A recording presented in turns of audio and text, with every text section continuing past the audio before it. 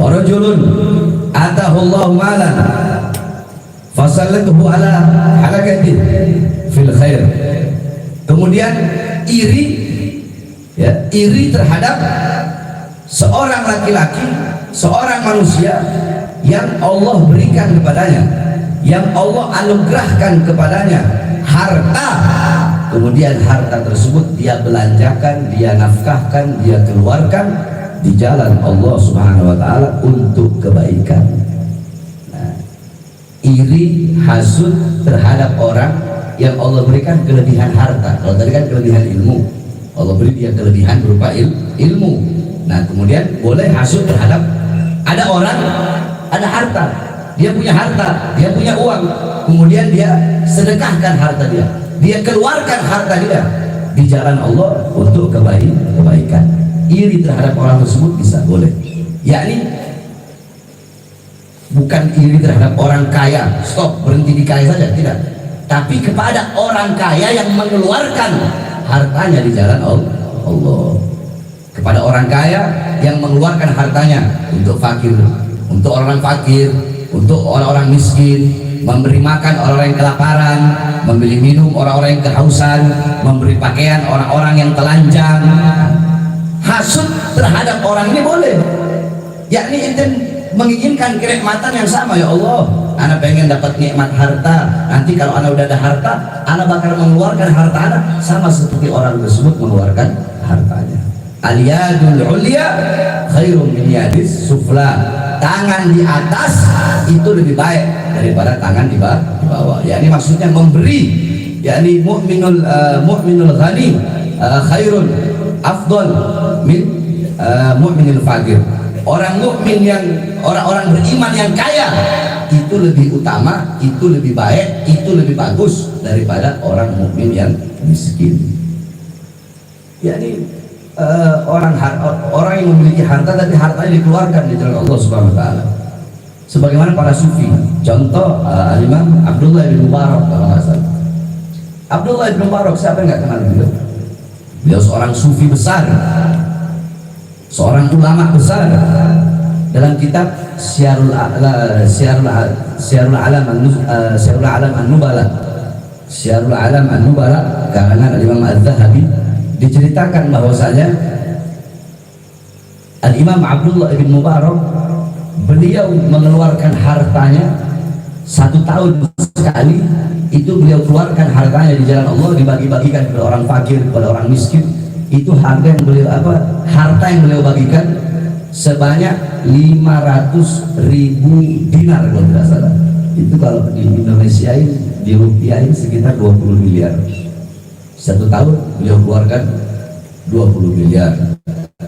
1 tahun sekali beliau sedekahkan 10.000 ekor onta. Itu ada di kitab Syiarul Alam An-Nubala karangan Imam Az-Zahabi. 10.000 ekor onta, 10.000 ekor kambing, bertonton gandum, itu semuanya beliau keluarkan di jalan Allah SWT. Padahal beliau seorang sufi. Jadi tidak semuanya sufi itu identik dengan kemiskinan. Nah, semua sufi harus identik dengan kemiskinan. Yakni orang yang memiliki harta yang banyak, sekalipun memang orang-orang miskin, mereka orang-orang yang susah, kita yang susah, kita yang fakir, kita yang miskin, memiliki keistimewaan tersendiri. Yakni orang fakir, orang miskin itu lebih dulu masuk surga dibandingkan dengan orang-orang kaya. Bahkan kata Rasulullah SAW, perbandingannya setengah hari waktu akhirat. Orang miskin lebih dulu masuk surga, orang fakir lebih dulu masuk surga, baru orang kaya. Perbandingannya setengah hari. Nah, masalahnya setengah hari di akhirat itu waktunya 500 tahun. Setengah harinya akhirat itu waktunya 500 tahun. Ada 2 orang sufi yang dimana mereka berdua sama-sama bermimpi. Dalam mimpinya sufi yang satu lebih dulu masuk surga daripada sufi yang lainnya. Anak lupa namanya, kalau nggak salah entahkah Imam Fudail bin Iyad atau kalau enggak Al-Imam Abdullah bin Mubarak sama Fudail bin Iyad atau siapa gitu, anak agak lupa. Nah, ini beliau berdua sahabat, teman. Tetapi yang lebih dulu masuk surga yang satunya. Kenapa? Karena yang satu memiliki dua pakaian, yang satu cuma pakaian di badan. Yang pakaian di badan itu yang lebih dulu masuk surga. Sebagaimana para sahabat Rasulullah SAW. Abdurrahman ibn Auf termasuk 10 sahabat yang dijamin surga oleh Rasulullah SAW. Tetapi Abdurrahman ibn Auf adalah sahabat Rasulullah yang masuk surga dalam keadaan merangkak. Kenapa? Beliau dijamin surga, tapi beliau masuk surga dalam keadaan merangkak. Kenapa? Karena beliau terkenal salah satu sahabat yang kaya raya, Sayyidina Abdurrahman bin Auf. Karena kekayaan beliau, harta beliau yang berlimpah, maka beliau terakhir masuk surga itu pun dalam keadaan merangkak. Karena apa? Hisabnya nanti, hitung-hitungannya itu lebih banyak daripada yang lain. Nah, makanya ya ini orang yang sedikit memiliki harta itu enak karena lebih dulu masuk surga. Disebutkan dalam kitab itu kalau nggak salah ada 4 macam keutamaan orang fakir, ada 4 macam keutamaan orang miskin.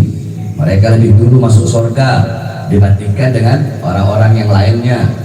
Kemudian orang fakir itu ketika mereka ikhlas, mereka lapang dada akan kefakiran yang Allah Subhanahu wa taala berikan, ketika mereka mengucapkan subhanallah walhamdulillah wala ilaha illallah wallahu akbar, yakni ketika mereka ikhlas, mereka tawakal atas keterbatasan yang Allah berikan, atas ketiadaan harta yang Allah berikan, karena kesabaran mereka itulah, maka setiap dari tetesan keringatnya akan Allah Subhanahu wa taala ciptakan malaikat yang memohon ampun atas dosa-dosa yang ia lakukan.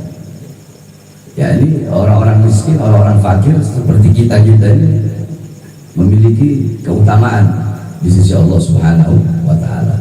Akan tetapi seperti tadi, orang yang memiliki harta, yang hartanya Allah lebihkan, banyak harta, kemudian dia keluarkan hartanya di jalan Allah Subhanahu wa taala, orang seperti itu lebih baik dan lebih utama daripada seorang mukmin yang miskin.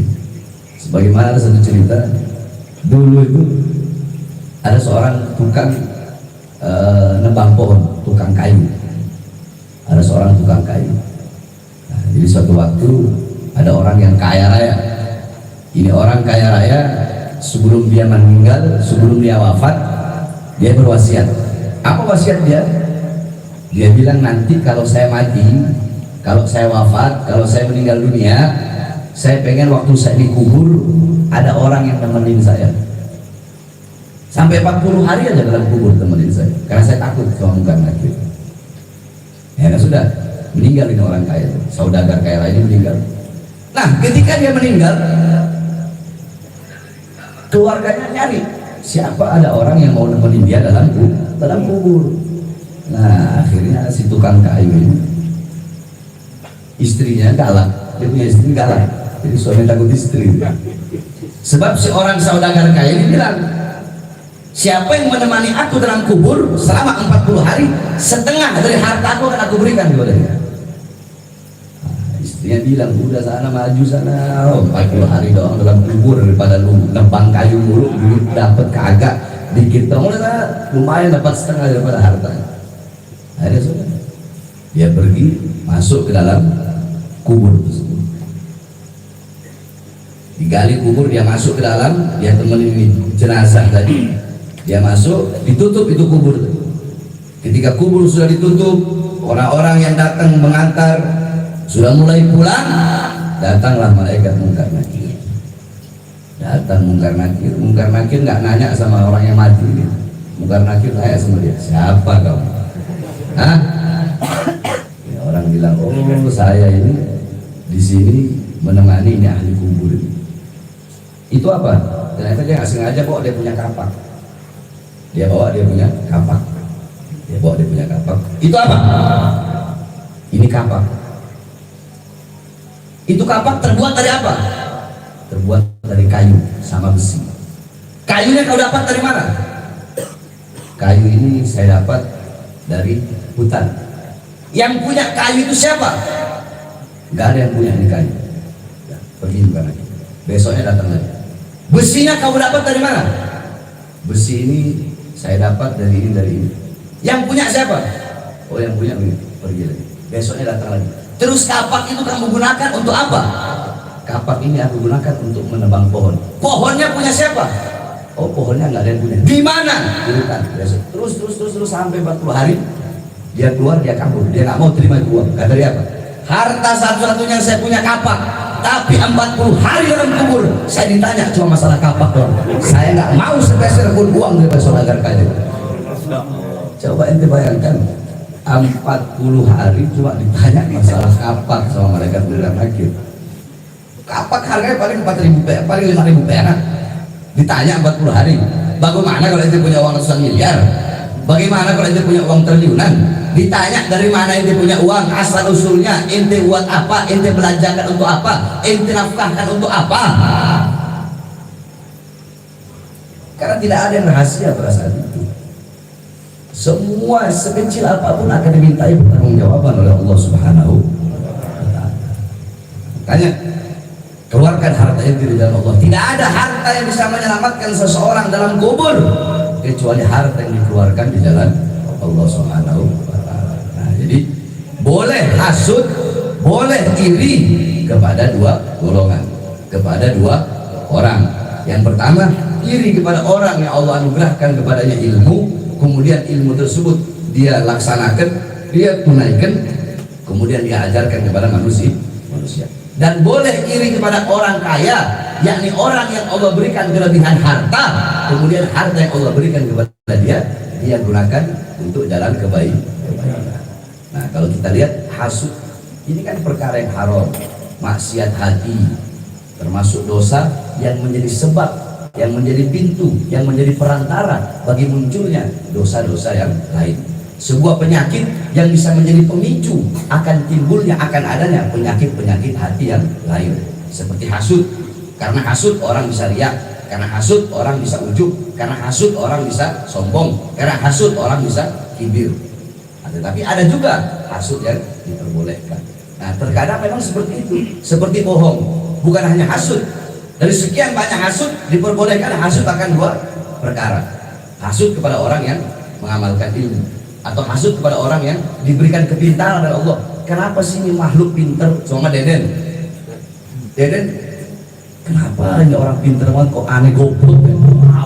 Kenapa ini orang otaknya bagus, terima pelajaran, anak kok otaknya bebel ya? Nah, hasud dalam hal-hal seperti itu diperbolehkan. Padahal hasud ini adalah salah satu maksiat yang memicu maksiat-maksiat yang lain.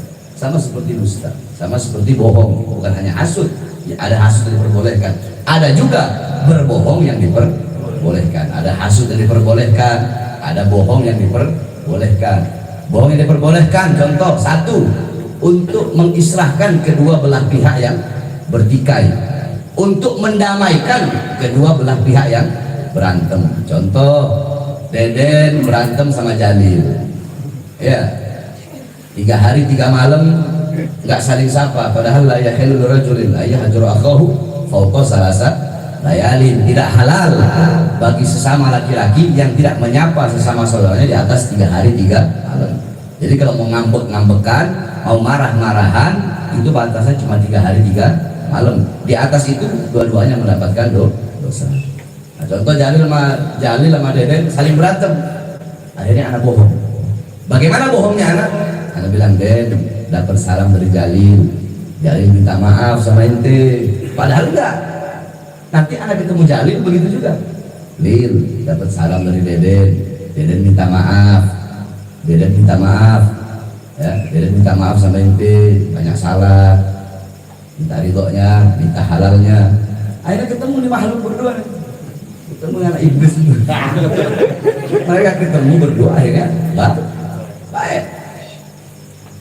Nah, bohong seperti itu diperbolehkan untuk mendamaikan dua belah pihak. Terus berbohong untuk menjaga perasaan. Contoh, dia nanya, mana Beb, anak ganteng nggak? Ya ganteng.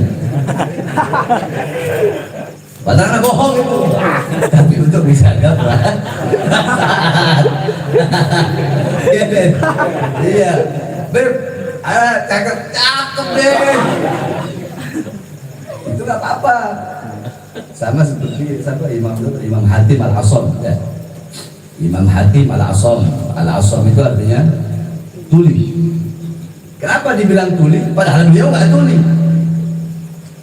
Beliau berbohong kalau beliau tuli untuk menjaga perasaannya seorang perempuan.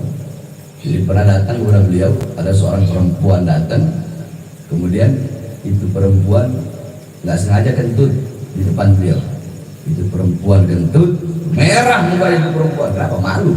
Kentut di hadapan ulama besar, kentut di hadapan seorang ulama besar. Akhirnya habis itu perempuan kentut, Imam Hatim langsung tahu ini perempuan dalam keadaan malu.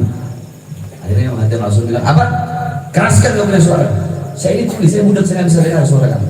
Baru itu perempuan merasa tenang. Oh, alhamdulillah, berarti Imam Hatim langsung nggak dengar. Padahal ya baunya nggak bisa disembunyiin walaupun. Akhirnya selama perempuan itu hidup, maka selama itu beliau berbohong kalau beliau itu. Ketika perempuan itu sudah wafat, baru beliau jujur. Ternyata beliau tidak tuh. Seperti itulah akhlak dan adab seorang ulama. Bagaimana?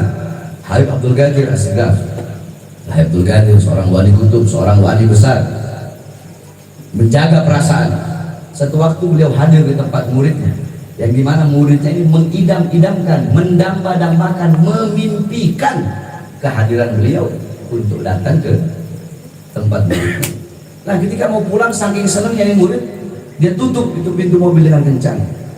Selesai mobilnya Habib Abdul Qadir udah ngelewatin rumahnya murid ini, Habib Abdul Qadir Segaf, beliau mengatakan kepada murid yang bawa mobil, berhenti. Kenapa Habib? Tangan saya kejepit pintu. Itu semua tangan beliau keluar darah. Murid yang bawa mobil bilang, Habib, kenapa Habib nggak bilang dari tadi? Waktu kita masih di sana, waktu murid yang tadi itu nutup pintu. Kata Habib Abdul Qadir, dia dengan perasaan gembira, dengan perasaan bahagia, dengan perasaan senang, dengan kedatangan saya dia sangat gembira, dengan sangat senang, sangat gembira, sangat bahagia saya datang. Saya tidak mau menghilangkan kebahagiaan dia, atau saya tidak mau membuat dia kepikiran, karena dengan apa? Dengan sebab dia tanganku ini berdarah, tanganku ini lecet, tanganku ini luka.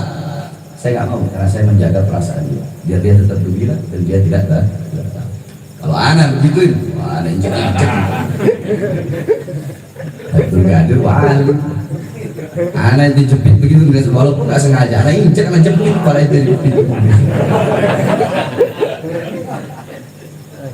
Abdul Qadir wali, akhlaknya luar biasa. Anak, oh coba aja, maaf nggak sengaja, apa itu? Sengaja.